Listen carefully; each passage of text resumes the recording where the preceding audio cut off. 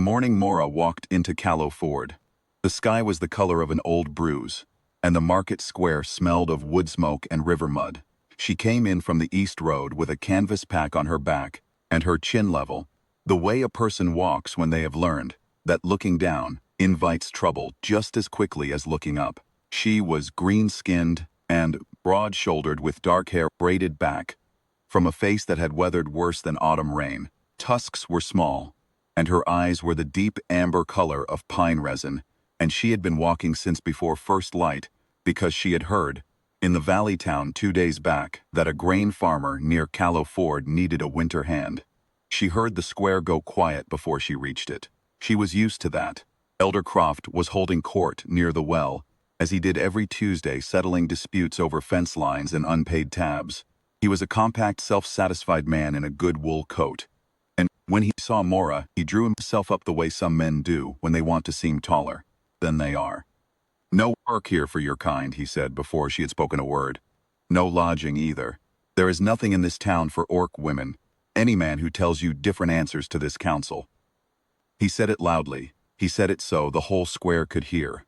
Mora did not flinch. She had learned not to. She shifted the pack on her shoulder and turned to go. Because that was the arithmetic of it.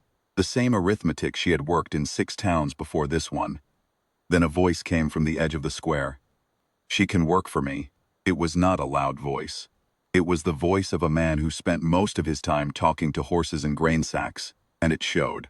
Aldous Bren was setting down a 100-weight sack of oats near his wagon, and he did it unhurriedly, as though he had all the time in the world, and Elder Croft had all the time in the world. And none of this was particularly complicated. "I need a winter hand," Aldous said. "She's here, my farm, my hire." The elder's jaw tightened. "I've just told this square. I heard you." Aldous picked up his lead rope. "You said any man who tells her different answers to the council. All right, I'll come Thursday, same as always." He looked at Mora. "The farm's a mile east. Follow the wagon when I'm loaded if you want the work." He did not wait for her to answer. He went back to his sacks. Mora stood in the square for a moment longer than she needed to. Then she followed the wagon. The farm was a working place, not a pretty one. The barn roof had 2 bad patches.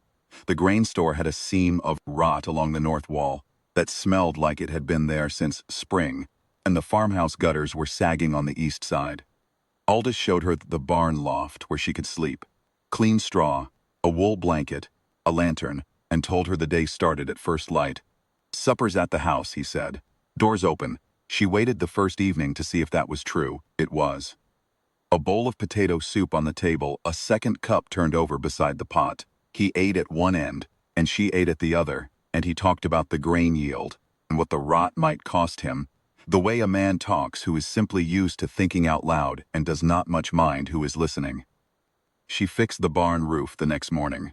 Aldous came out at midday to find her already down, cleaning the tools. "That was 2 days' work," he said. "It was a morning's work," she said. It was the most she had said since arriving. He nodded and went back inside to get her a cup of tea. She found the rot in the grain store that afternoon. Not just the seam along the north wall, but a second run hidden behind the stacked barrels, times worse. She pulled the barrels herself, marked the affected grain, and had a report ready for him at supper as precise as any surveyor's. Grain could be saved, which couldn't, what timber he needed, how long the repair would take. Aldous looked at the paper she had set beside his bowl for a long time. "You've done this before," he said. "I have." He did not ask where or for whom. He passed her the bread. On the 4th day his horse went down. Old Pell was 17 years old, and had been Aldous' only draft horse since his wife died, and the fever that took him was fast and bad. The vet from the valley came out, shook his head, and told Aldous to expect the worst by morning. Aldous sat in the stable with the horse and said nothing, and Mora, who had watched from the barn door, went into the tree line without a word. She came back before dark with her arms full. She worked through the night. What she used was a compress of things she had gathered: bark, roots, particular pale moss she had found along the creek. And she applied them in an order she had learned from an orc healer in the Highlands, a woman long dead, who had set down the knowledge in careful drawings that Mora had memorized as a girl. Because there was no one else to memorize, She did not explain any of this. She simply worked. By dawn, Pell was breathing evenly. By the second morning, he was standing. Aldous came into the barn and looked at the horse for a long time. Then he looked at Mora. "Thank you," he said. She shrugged and reached for the hay fork. He took it from her hand gently and hung it back on its nail.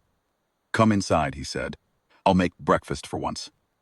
October arrived and the nights grew sharp. Mora had repaired the grain store, rehung the gutters, restacked and sealed 3/4 of the grain that might have been lost, and coaxed the kitchen garden's last squash through a cold snap that would have finished them.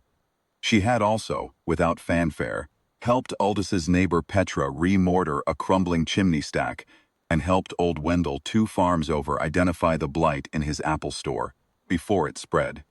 Neither of them had asked at first, but they had seen her working at Aldous' place, and they had stopped, uncertain, at the fence line, and she had looked at them without welcome, but without hostility either. The look of a woman who is tired of anticipating cruelty. Simply wait to see what actually comes. And what came was a question asked respectfully, hat in hand, and she had answered it by going to look. Elder Croft drove past the farm one afternoon in his good coat and his good trap, and he looked at the reset gutters and the straight new boards along the grain store and the stacked cords of split wood by the barn door, and he did not stop, and he did not speak. Mora watched him go from the top of the fence she was mending and then went back to work. That evening, Aldous came out with 2 cups of coffee and sat on the fence rail beside her. "Winter proper in 2 weeks," he said. "Frost by the look of it." She wrapped both hands around the cup. "I know." He looked out across the fields. The light was going amber over the tree line, long and low the way it did in this valley in the last weeks of autumn. "I've been thinking," he said. In the unhurried way he said everything. "The loft is cold once the real frost comes. The room off the kitchen is empty. It was my daughter's before she moved to the coast. It's just sitting." Mora said nothing. "I'm not asking anything by it," he said. "I just think it's a waste of a good room." The fence between them was nearly done.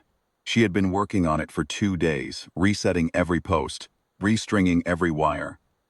She had done it because it needed doing, the same reason she had done everything else. But she had also done it the way a person does a thing when they are not entirely sure they will be here to see the other end of it. And she wanted to finish it anyway, to leave it right. As she always tried to leave things right, because no one else ever would. She ran her thumb along the new top wire. Tight, level, sound. "Is there anything else on the farm wants looking at?" she asked.